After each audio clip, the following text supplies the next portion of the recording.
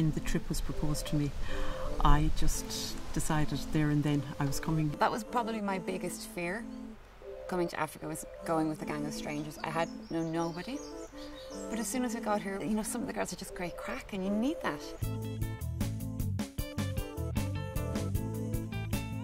The last few days have been very exciting. It's great to see Swaziland, and we went to a game reserve, saw the animals, the wild animals. I could not believe how close we got to the animals, how intimate it was. It was absolutely magical.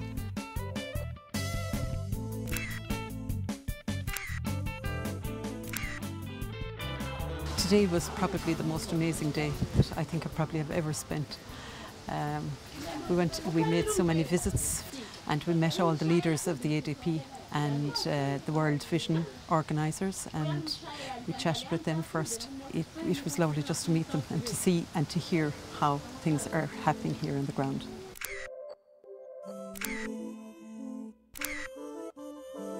When I first heard about child sponsorship, I thought, as I'm quite sure a lot of people do, that it involved sending money for a particular child, preferably to go to school.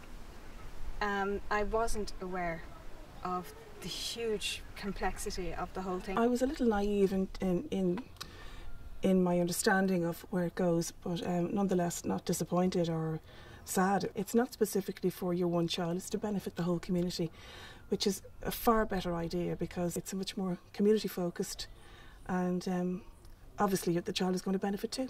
It's based around that the community are empowered, so they're the ones that are making decisions in relation to where the funding is spent, and so they'll make the best decisions. World Vision tend to spend 15 years in a development area. Which is great to see. It's lovely to see that they go in, they make a difference, they help the people set up their infrastructure and get their schools built and whatever else they need to do.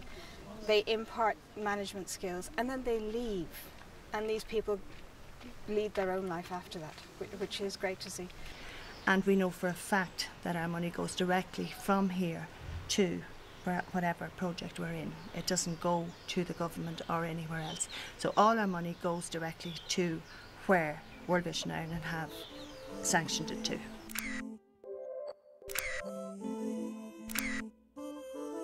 We're at a clinic now in the development project that has been built by the money that the sponsors have been sending, a little €25. Well, basically, the basic health care of everybody, and this is where it all takes place. Testing, diagnostic, for both adult and child. We got a tour by the clinical nurse there, and she seems like a very capable woman, and it's fantastic to see the work they're doing and how far they've progressed over the last few years.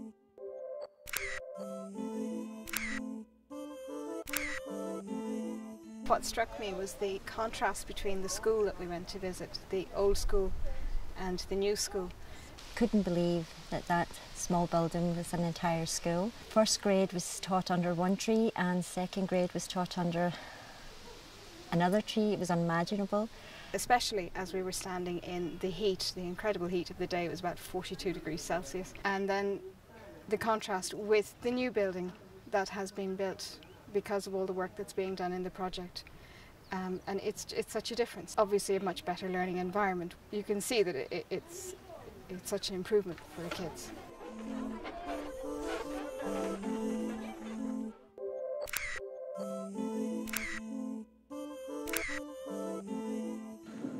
The ladies that spoke to us today, it was really like a tete-a-tete between women.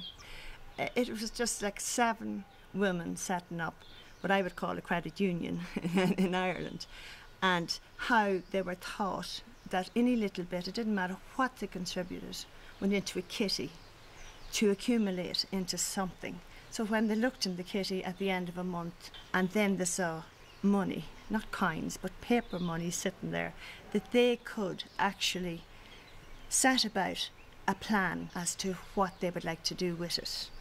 If that plan is worked on and it progresses, who knows what they'll do, you know, because I just loved it. I loved that aspect of it, I have to say.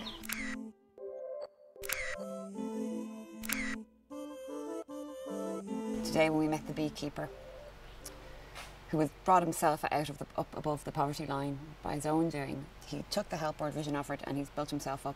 Now he's He's almost like a Michael O'Leary of Swaziland. He's employing intern people around him. He's helping people around him. He's like a beacon of hope for the whole community. And World Vision weren't there, he would have had no one to turn to say, I have this idea and I want to develop it. That's what makes it so great. And I'm glad that's where my money goes. I really am.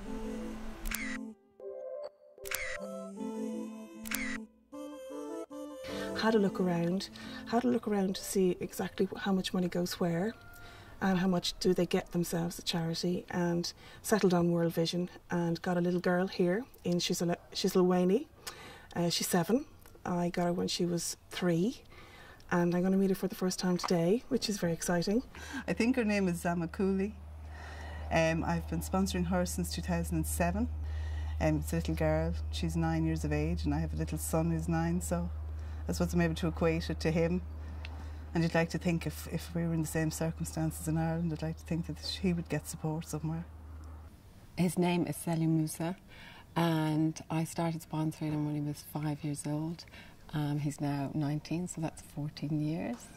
So it's a long time, so I'm really excited about meeting him and about meeting his family. And as you can see, my face was just bright enough as you're speaking about sponsor visits, because I think that's the part I love about my job.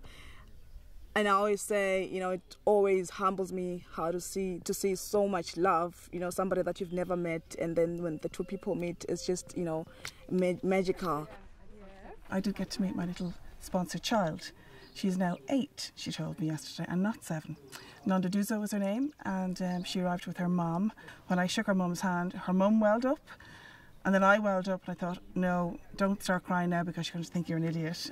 So I sat with her and gave her all the goodies that I'd got. I said to her, what do you want to be when you grow up? She goes, doctor, like this. Elegant, she's beautiful, she's absolutely dote, she's an absolute darling. I'm sure she was totally overwhelmed yesterday. It was great. He was there with his father and the liaison officer, so that was lovely to bring some context to the situation and also to kind of give me more information about him. His dad was there with him, and his dad was very chatty and he had great English, so that was lovely. And I was able to ask his dad how he was at home, if he helped around the house, and we had a few laughs and, you know, chatting about football. He was into football. I mean, it was lovely to spend that amount of time. It was something like an hour, I think, all in all. Oh, she was a lovely little girl, very normal every day, you know. I had some cards that my son and his friends made, and we started reading them, and she actually came out of herself a bit. I was reading out some of the questions, and she was telling me she had a dog called Rocky, and, you know, very normal childish sort of things. She said, you know, a lot of the children apparently don't really believe that this child sponsors exist. They think it's just a World Vision tell them that they have a sponsor, but they never get to see them. And I was saying, well, I wasn't quite sure she existed. And she's saying she used to say, well, if she exists, why doesn't she come to visit me? So I did.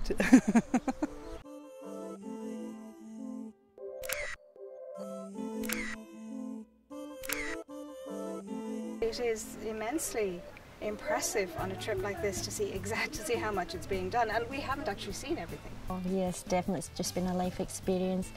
I've enjoyed every part of the trip. I think it's absolutely amazing, and I think it's a wonderful thing to invite the sponsors out, and I'm sure the next group that comes next year will have a fantastic time just to see how their money is helping other families and communities in another country. Fabulous time. €25 might seems an awful lot to some people at this time. I understand that completely. Put it this way, it's just over £5 a week. It does so much. You know, it does so much. Like, we don't get a value for anything at home anymore, but it does so much here. It's amazing.